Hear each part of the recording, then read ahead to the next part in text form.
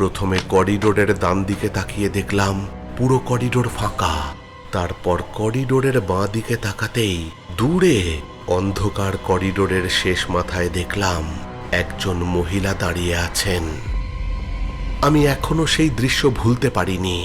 মুখ স্পষ্ট দেখতে পাইনি, সাদা বা খুব হালকা রঙের লম্বা পোশাকের মতো কিছু পরা। তিনি আমার দিকে তাকিয়ে আছেন কিনা সেটাও বুঝতে পারছিলাম না।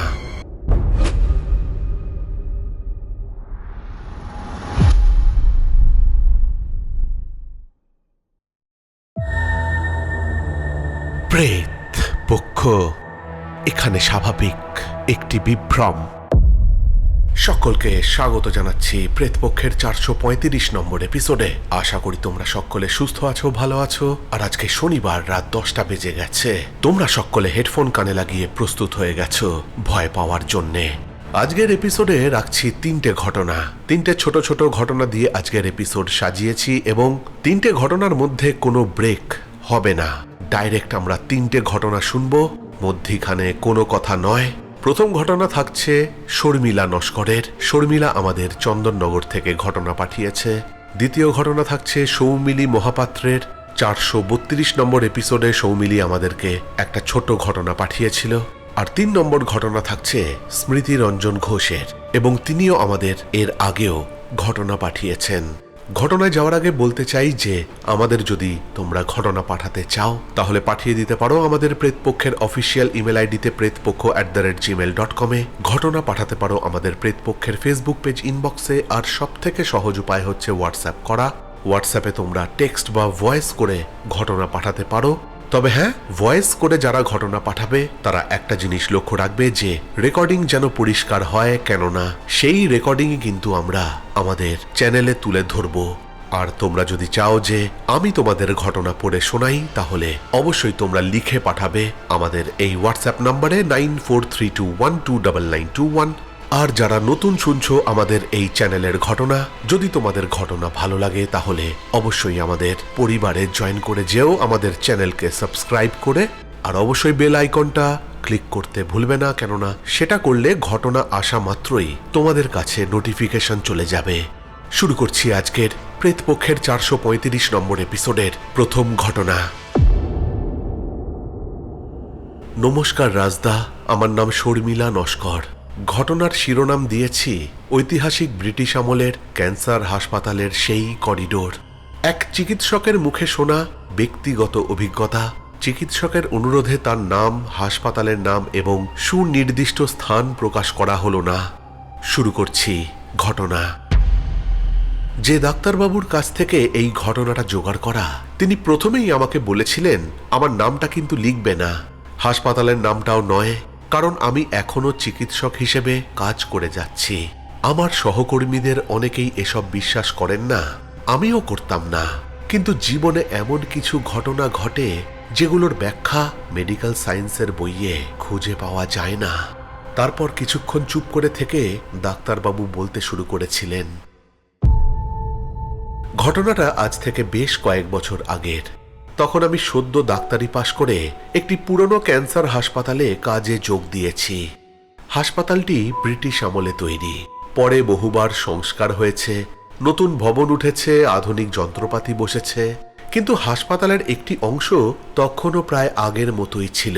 বিশেষ করে পুরনো ভবনের দোতলার একটা লম্বা করিডোর।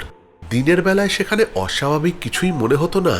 রোগীর আত্মীয়দের যাতায়াত, নার্সদের ব্যস্ততা, ট্রলি ঠেলে নিয়ে যাওয়ার শব্দ, লোকজনের কোলাহল, সব মিলিয়ে সাধারণ হাসপাতালের পরিবেশ।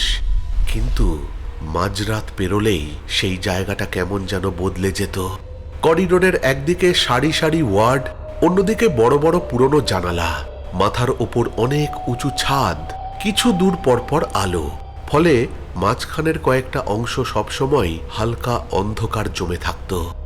কর্মজীবনের প্রথম দিকেই এক প্রবীণ নার্স আমাকে বলেছিলেন, স্যার, রাতের দিকে ওই করিডোরে কোথাও বসে থাকবেন না। আমি হেসে বলেছিলাম, কেন, এ কথা কেন বলছেন? তিনি আর কিছু বলেননি, শুধু বলেছিলেন, কিছু না স্যার, ওই রাস্তা ফাঁকা রাখাই ভালো। আমি প্রথমে ভেবেছিলাম নতুন ডাক্তারকে ভয় দেখানোর চেষ্টা চলছে। কয়েকদিন পর বিষয়টা আবার শুনলাম। একজন ওয়ার্ড বয় বলল, বহু বছর ধরে নাকি রাতের বেলা মাঝে মধ্যে এক মহিলাকে ওই করিডোর দিয়ে যেতে দেখা যায়। কেউ বলে রোগিণী, কেউ বলে নার্স, আবার কেউ বলে ব্রিটিশ আমলের কোনো মহিলা। কিন্তু সবচেয়ে অদ্ভুত ব্যাপার ছিল অন্য। ওই মহিলার অবয়ব নাকি কাউকে আক্রমণ করত না, কারোর ক্ষতিও করত না। শুধু তার চলার পথ কেউ আটকে রাখলে মেঝেতে শুয়ে বসে কিংবা জিনিসপত্র রেখে সে কোনোভাবে নিজের উপস্থিতি জানিয়ে দিত।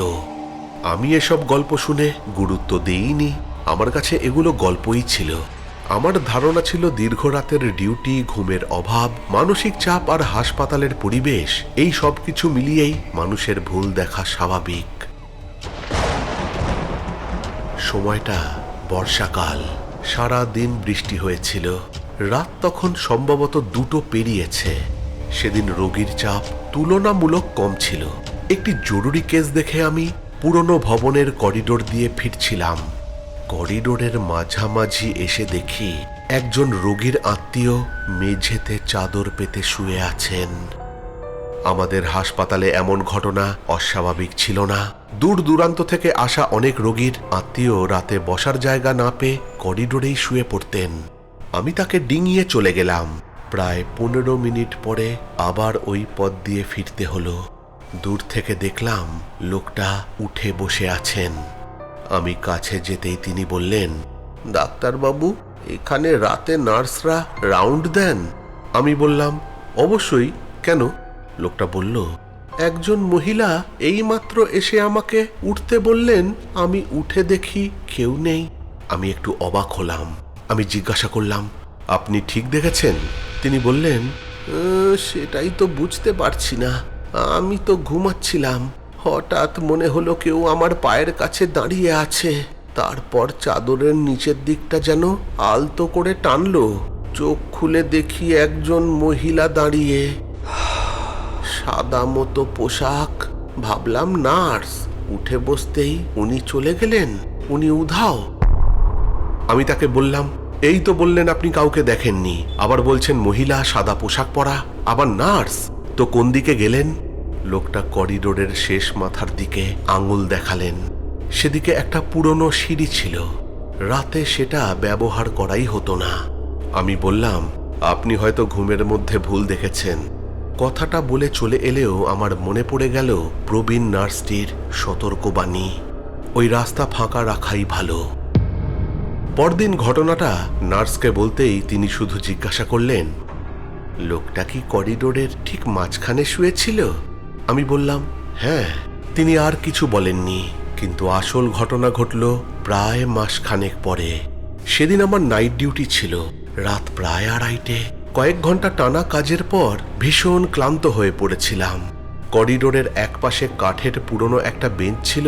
সেখানে বসে কাগজপত্র দেখছিলাম। কখন যে চোখ লেগে এসেছিল বুঝিনি। এরকমটা হয় না আমার সাথে। হঠাৎ একটা অদ্ভুত শব্দে ঘুম ভাঙল।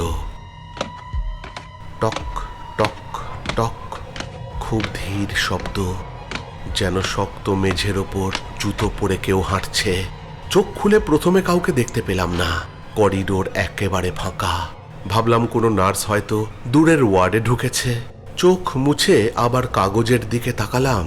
কয়েক সেকেন্ড পর আবার টক টক টক টক। এবার শব্দটা আগের চেয়ে অনেকটা কাছে। আমি উঠে দাঁড়ালাম। প্রথমে করিডোরের ডান দিকে তাকিয়ে দেখলাম পুরো করিডোর ফাঁকা। তারপর করিডোরের বাঁ দিকে তাকাতেই দূরে অন্ধকার করিডোরের শেষ মাথায় দেখলাম একজন মহিলা দাঁড়িয়ে আছেন। আমি এখনো সেই দৃশ্য ভুলতে পারিনি। মুখ স্পষ্ট দেখতে পাইনি। সাদা বা খুব হালকা রঙের লম্বা পোশাকের মতো কিছু পরা। তিনি আমার দিকে তাকিয়ে আছেন কিনা সেটাও বুঝতে পারছিলাম না। প্রথমে ভেবেছিলাম রোগীর আত্মীয়। একটু চেঁচিয়েই বললাম, আপনি এখানে কি করছেন? কোনো উত্তর নেই। মহিলা ধীরে ধীরে এগোতে শুরু করলেন। আমি ডাক্তার, জীবনে বহু সংকটজনক পরিস্থিতি দেখেছি, কিন্তু সেদিন অকারণেই আমার বুকের ভেতরটা কেমন যেন করে উঠল। কারণ তার হাঁটার ভঙ্গির সঙ্গে শোনা শব্দটা যেন মিলছিল না। একটা আওয়াজ হচ্ছে, কিন্তু সে যেন ভেসে ভেসে আমার দিকে আসছে। তার থেকে আমার দূরত্ব প্রায় 20 হাত হবে। ঠিক তখনই পাশের ওয়ার্ড থেকে একজন নার্স বেরিয়ে এলেন। আমি 1 সেকেন্ডের জন্য তার দিকে তাকিয়ে বললাম, ওই মহিলাটাকে একটু দেখবেন। নার্স আমার সামনে তাকালেন, তারপর তার মুখের ভাব বদলে গেল। তারপর তিনি পেছনের দিকে তাকালেন। করিডোর একেবারে ফাঁকা। এত অল্প সময়ে ওই জায়গা থেকে কোনো মানুষের অদৃশ্য হয়ে যাওয়া সম্ভবই ছিল না। কাছাকাছি কোনো দরজাও ছিল না যেখানে ঢুকে পড়া যায়। নার্স খুব নিচু গলায় জিজ্ঞাসা করলেন, আপনিও কি দেখলেন তাকে? আপনি কি বেঞ্চটার সামনে পা ছড়িয়ে বসেছিলেন? আমি থমকে গেলাম। সত্যিই তো তাই বসেছিলাম। নার্স বললেন, আজ আর এখানে বসবেন না, আমি নিজের কেবিনে চলে যাই। পরদিন সকালে পুরনো কর্মীদের কয়েকজনের সঙ্গে আলাদা আলাদাভাবে কথা বললাম। আশ্চর্য ব্যাপার, সবার কথার মধ্যে এক জায়গায় একটি মিল ছিল। অবয়বটি সব সময় দেখা যায় না, কখনো কয়েক মাসেও কেউ দেখে না, কখনো 1 সপ্তাহে 2-3 জন অস্বাভাবিক কিছু অনুভব করে। কিন্তু অধিকাংশ ঘটনার সঙ্গে করিডোরের রাস্তা আটকে থাকার ব্যাপারটা জড়িত। কেউ মেঝেতে শুয়েছিল, চাদরে টান অনুভব করেছে। কেউ ট্রলি ফেলে রেখেছিল, রাতে সেটা সরানোর মতো শব্দ শুনেছে। সবচেয়ে বিস্ময়কর ব্যাপার, কেউ কোনো আক্রমণের কথা বলেনি। আমি ভূতে বিশ্বাস করি কিনা সেটা জানি না, তবে পৃথিবীতে এমন কিছু ঘটনা আছে যেগুলোকে না দেখে অবিশ্বাস করা খুব সহজ, আর একবার নিজের চোখে দেখলে ভুলে যাওয়া কঠিন। আর ওই হাসপাতালের সেই পুরনো করিডোরে যদি কোনোদিন রাতের বেলা যেতে হয়, আমি অন্তত কোনোদিন রাস্তা আটকে বসবো না।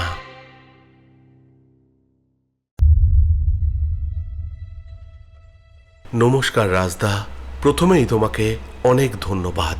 আমি সৌমিলি মহাপাত্র। আমার পাঠানো ঘটনা 432 নম্বর এপিসোডে তুমি এত সুন্দরভাবে সাজিয়ে প্রেত পক্ষের বন্ধুদের কাছে তুলে ধরেছিলে, তার জন্য সত্যি অনেক অনেক ধন্যবাদ। আজ আমি যে ঘটনাটা বলবো সেটি আমার দিদির সঙ্গে ঘটে যাওয়া একটি সত্যি ঘটনা, আর এই ঘটনার কেন্দ্রবিন্দুতে রয়েছে একটা হাসপাতাল। আমার দিদি পেশায় একজন নার্স। কিছু ব্যক্তিগত কারণে হাসপাতালটির নাম এখানে উল্লেখ করছি না, শুধু এটুকু বলছি হাসপাতালটি উড়িষ্যার কটকে অবস্থিত। নাম উল্লেখ না করলেও ঘটনাটির ভয়াবহতা এবং রহস্য এতটুকুও কমবে না। ঘটনাটি বেশ কয়েক বছর আগের। সেদিন দিদির নাইট শিফট ছিল। হাসপাতালের আইসিইউর একটি বিশেষ ভিআইপি বিভাগে তার ডিউটি পড়েছিল। রাত তখন প্রায় 10টা। সেই সময় একজন বয়স্ক রোগীকে গুরুতর অবস্থায় আইসিইউতে স্থানান্তর করা হয়। ডাক্তার এসে রোগীকে পরীক্ষা করে বুঝতে পারেন তার অবস্থা অত্যন্ত সংকটজনক। প্রয়োজনীয় চিকিৎসা ও ইনজেকশন দেওয়ার পর রোগীকে পর্যবেক্ষণে রাখা হয়। দিদি এবং তার সঙ্গে ডিউটিতে থাকা আরেকজন নার্সকে রোগীর দিকে বিশেষভাবে নজর রাখতে বলা হয়। তারপরে বেশ কিছুটা সময় কেটে যায়। রাত তখন ঠিক কতটা সেটা দিদির মনে নেই। হাসপাতালের চারিপাশ নিস্তব্ধ। দিদি এবং অন্য নার্সটি রোগীর বেডের কাছে চেয়ারে বসেছিলেন। দীর্ঘক্ষণ ডিউটি করার ক্লান্তিতে বসে থাকতে থাকতে দুজনেরই একটু চোখ লেগে আসে। হঠাৎ একটি বিকট চিৎকারে দুজনেরই ঘুম ভেঙে যায়। চমকে উঠে তারা দেখেন সেই বয়স্ক রোগীটি বেডের ওপর প্রচণ্ড অস্থির হয়ে ছটফট করছেন। মুহূর্তের মধ্যে ডাক্তারকে খবর দেওয়া হয়। ডাক্তারও দ্রুত সেখানে এসে পৌঁছান, কিন্তু শেষ রক্ষা হয়নি। ডাক্তার আসার কিছুক্ষণের মধ্যেই রোগীটি মারা যান। হঠাৎ ঘটে যাওয়া ঘটনায় আইসিইউর পরিবেশ থমথমে হয়ে যায়। দিদি এবং সেখানে উপস্থিত অন্যরাও তখনও সেই ধাক্কা সামলে উঠতে পারেননি। কিন্তু আসল অস্বাভাবিক ঘটনাটি ঘটে এর ঠিক কয়েক মিনিট পর। দিদির কথা মতো রোগীটির মৃত্যুর আনুমানিক 2 মিনিট পর আচমকাই আইসিইউর একটি জানালার কাঁচ ভেঙে যায়, আর সেই ভাঙা জানলার দিক দিয়ে কালো ধোঁয়ার মতো কিছু একটা যেন দ্রুত বাইরে বেরিয়ে যায়। ঘটনাটি এতটাই আকস্মিক ছিল যে উপস্থিত সবাই কিছুক্ষণের জন্য হতভম্ব হয়ে পড়েন। কেউই ঠিক বুঝতে পারেননি তারা কি দেখলেন। তবে রহস্য সেখানেই শেষ হয়নি। এর কয়েকদিন পর ঘটে আরো ভয়ঙ্কর একটি ঘটনা। দিদি তখন হাসপাতালের গার্লস হোস্টেলে থাকত। সেই হোস্টেলের কাছাকাছি ছিল সেই হাসপাতালের মর্গ। এক রাতে আনুমানিক 11টার সময় দিদি নিচে জল আনতে গিয়েছিল। চারপাশ তখন প্রায় নিস্তব্ধ। নিচে নেমেই দিদি দেখতে পায় যেখানে সে জল নিতে যাবে সেই জায়গার কিছুটা দূরে একজন লোক দাঁড়িয়ে আছেন। লোকটির পরনে হাসপাতালের রোগীদের দেওয়া পোশাক। এত রাতে ওই জায়গায় একজন রোগীকে একা দাঁড়িয়ে থাকতে দেখে দিদি প্রথমে কিছুটা অবাক হয়ে যায়। ব্যাপারটা কি বুঝতে এসে ধীরে ধীরে লোকটির দিকে এগিয়ে যায়। কিন্তু একটু কাছে যেতেই দিদির শরীরের ভেতর দিয়ে একটা বিদ্যুৎ স্রোত খেলে যায়, কারণ লোকটির মুখ তার পরিচিত। দিদি স্পষ্ট চিনতে পারে এই সেই বয়স্ক মানুষটি যাকে কয়েকদিন আগেই সে আইসিইউতে মারা যেতে দেখেছিল। দিদি যেন নিজের চোখকেই বিশ্বাস করতে পারছিল না। লোকটি নিশ্চুপ হয়ে দাঁড়িয়ে দিদির দিকে ফ্যাল ফ্যাল করে তাকিয়েছিল। তারপর দিদির কথা মতো তার মুখে ফুটে ওঠে একটা অদ্ভুত হাসি। ধীরে ধীরে তিনি দিদির দিকে একটা হাত বাড়িয়ে দেন, যেন ইশারা করে তাকে কাছে ডাকছেন। সেই দৃশ্য দেখার পর আর এক মুহূর্ত দিদি সেখানে দাঁড়িয়ে থাকার সাহস পায়নি। ভয় তার মাথা ঘুরে যাওয়ার মতো অবস্থা। সে দ্রুত সেখান থেকে ছুটে নিজের ঘরে ফিরে আসে আর দরজা বন্ধ করে দেয়। আজ দিদি আর সেই হাসপাতালে কাজ করে না। কিছু ব্যক্তিগত কারণে সে সেখান থেকে বদলি নিয়ে অন্যত্র চলে গেছে। কিন্তু সেই রাতের ঘটনা আজও তার স্মৃতিতে স্পষ্ট হয়ে আছে। আমাদের মনে আজও একটা প্রশ্ন থেকে গেছে যে মানুষটিকে দিদি নিজের চোখে আইসিইউতে মারা যেতে দেখেছিল, কয়েকদিন পর সেই একই মানুষকে সে মর্গের কাছে দাঁড়িয়ে থাকতে দেখলো কিভাবে? দিদি সেদিন আসলে কাকে দেখেছিল? এর কোনো নিশ্চিত উত্তর আমাদের কাছে নেই। হয়তো পুরো ঘটনাটার পেছনে এমন কোনো স্বাভাবিক ব্যাখ্যা আছে যা আমরা আজও বুঝে উঠতে পারিনি। আবার এটাও মনে হয় সেই মানুষটির কোনো অতৃপ্ত আকাঙ্ক্ষা কি তাকে হাসপাতাল ছেড়ে যেতে দেয়নি? মৃত্যুর পরেও কি তার অশান্ত উপস্থিতি সেই হাসপাতাল আর মর্গের আশেপাশে রয়ে গিয়েছিল? তো এই ছিল দিদির সঙ্গে ঘটে যাওয়া সেই রহস্যময় সত্যি ঘটনা। তোমার যদি ঘটনাটা ভালো লাগে তাহলে অবশ্যই তুমি তোমার মতো করে সুন্দরভাবে সাজিয়ে প্রেতপক্ষের বন্ধুদের কাছে শোনাবে। নমস্কার রাজবাবু, কেমন আছো? আজ একটি ঘটনা শেয়ার করছি যেটা আমার মায়ের সাথে ঘটেছিল। প্রেতপক্ষে পাঠানো এটি আমার তৃতীয় ঘটনা। আমার নাম স্মৃতি রঞ্জন ঘোষ। ঘটনাটি ঘটেছিল ৩-৪ বছর আগে, বেশ কয়েকদিন ধরে। সরাসরি ঘটনায় যাওয়ার আগে একটি ব্যাপার বলা দরকার। আমার মা একজন রিটায়ার্ড পার্সন। উনি আর্মি হাসপাতালে চাকুরি করেছেন।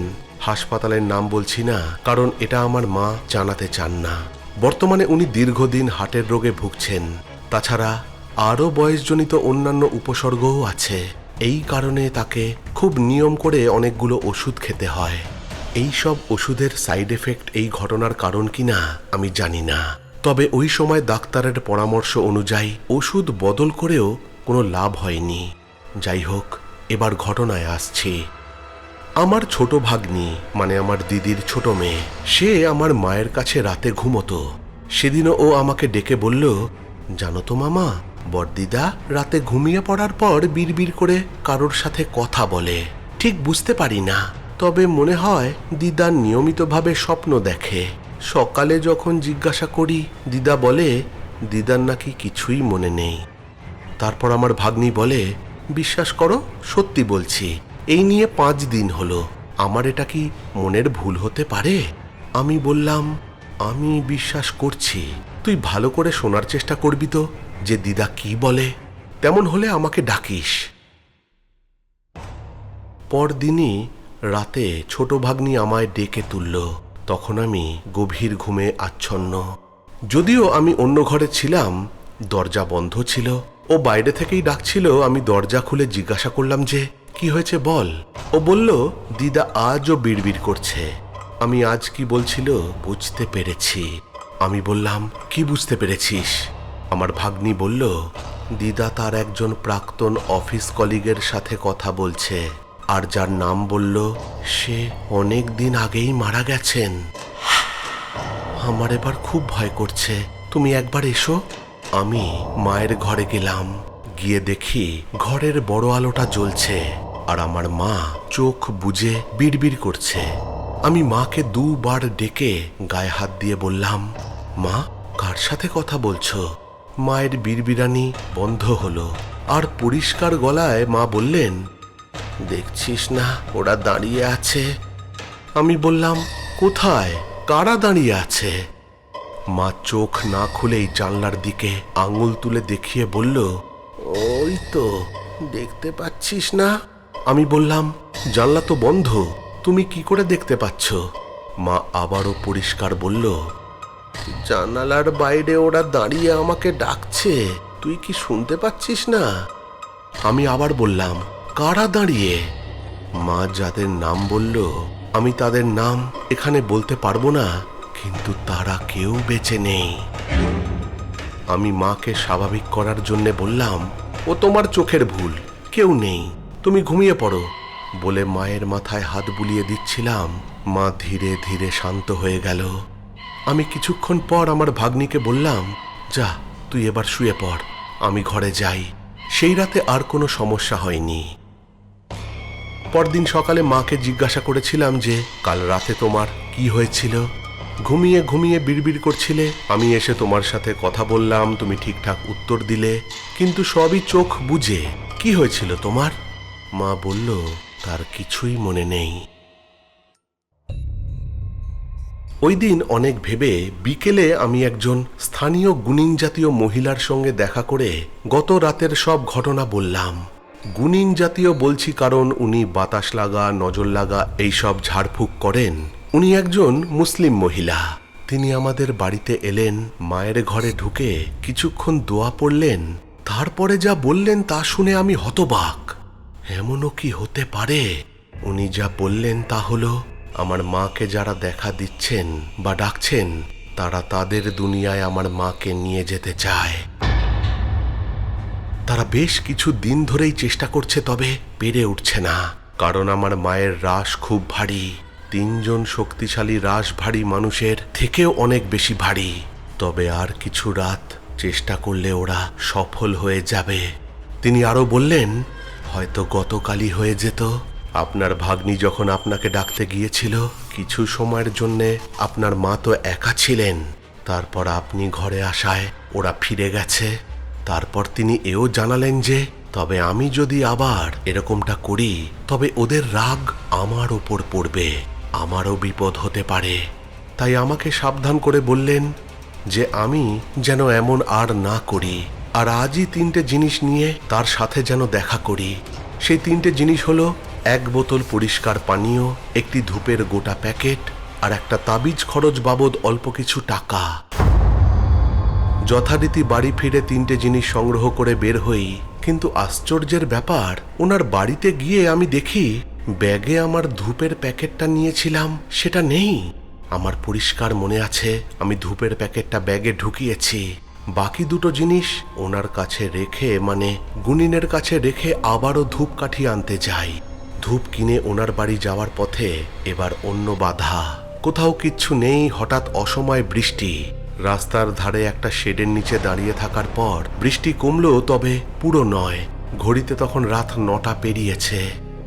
আমি বেরোতে যাব, হঠাৎ একটা গাড়ি কোত্থেকে এলো জানি না, আমার বাইকের একেবারে পাশ দিয়ে হুশ করে চলে গেল। আমি বুঝতে পারলাম না যে এত দ্রুত গাড়িটা কোথা থেকে এলো। এবার খুব সাবধানে আস্তে আস্তে বাইক চালিয়ে গুণিন মহিলার বাড়িতে পৌঁছাই। ওনাকে বৃষ্টি আর গাড়ির কথাটা বললাম। উনি শুনে বললেন যে তারাও চাইছে না যে আমি এখান অবধি এসে পৌঁছাই, তাই বাধা দিচ্ছে। তিনি আরো বললেন যে আমি যেন বাড়ি ফেরার সময় কোথাও না দাঁড়াই, কেউ ডাকলেও নয়। নিয়মগুলো ভালো করে বুঝিয়ে দিলেন, তারপর আমি বাড়ি ফিরে আসি। সেই গুণিনের দেওয়া তাবিজের কারণে কিনা জানি না, বাড়ি ফেরার পথে কোনো সমস্যা হয়নি। বাড়ি ফিরে নিয়ম অনুযায়ী সব কিছু পালন করে তাবিজটা মাকে পরিয়ে দিয়েছিলাম। এরপর আর কোনো অপ্রত্যাশিত ঘটনা আমাদের বাড়িতে ঘটেনি। তাবিজটি এখনো মা পড়ে আছেন, হয়তো ওই জন্যেই কিছু আর ঘটেনি। তবে আজও এটা বুঝে উঠলাম না যে সত্যি যেটা গুণিন বলেছিলেন সেটা সত্যি, নাকি পুরোটাই ওষুধের সাইড এফেক্ট। এই ছিল ঘটনা। ভালো লাগলে প্রেতপক্ষে পড়ে শুনিও। লেখার বিশেষ অভ্যাস নেই, তাই একটু গুছিয়ে নিও। আরো বড় হোক, আরো দীর্ঘজীবী হোক আমাদের প্রেতপক্ষ পরিবার। আমাদের নাতিপুতিদের সময়ও যেন বেঁচে থাকে এই চ্যানেল, এই পরিবার। ভালো থেকো প্রেতপক্ষ পরিবার, ভালো থেকো রাজবাবু, আর তোমার জাদুকরী কণ্ঠে ঘটনা শুনিয়ে আমাদের শিহরিত করতে থাকো। এখানে স্বাভাবিক একটি বিভ্রম।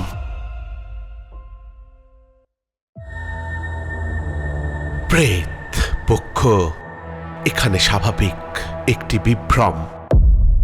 কেমন লাগলো আজকের 3টে ঘটনা? উফ, মানে 3টে ঘটনাই কিন্তু দুর্ধর্ষ। তোমরা কিন্তু একটা ছোট্ট করে রেটিং দিয়ে দিতে পারো যে কোন ঘটনাটা তোমাদের সব থেকে ভালো লেগেছে। ঘটনা সম্বন্ধে তোমাদের মতামত জানাতে ভুলবে না, কেননা তোমরা প্রত্যেকেই জানো যে আমি প্রতি সপ্তাহে তোমাদের অনেকেরই কমেন্ট পড়ে শোনাই, যেরকমটা এবার শোনাতে চলেছি। চলে যাব একটু শাউট আউটের দিকে। কমেন্ট করেছে অন্বেষা মণ্ডল, লিখেছে entertainment cross heart attack, just kidding, সব স্টোরি যেন সত্যি মনে হয়, খুব সুন্দর ঘটনাগুলো।